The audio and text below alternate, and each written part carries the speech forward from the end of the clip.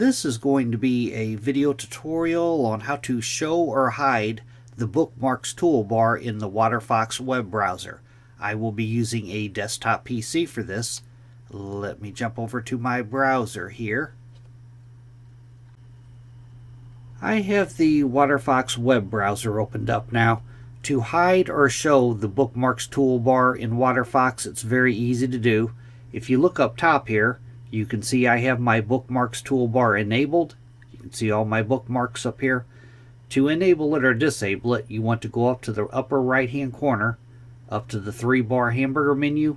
You want to click on that.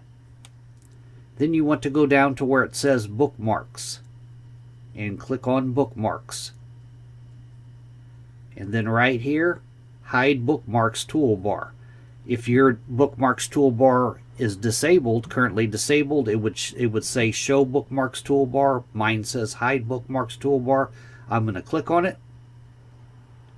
As you can see, my Bookmarks toolbar has now disappeared. Now to bring it back, you just repeat the same steps. I'm going to go back up to the 3-bar hamburger menu. I'm going to click on it. I'm going to go down to where it says Bookmarks. I'm going to click on Bookmarks.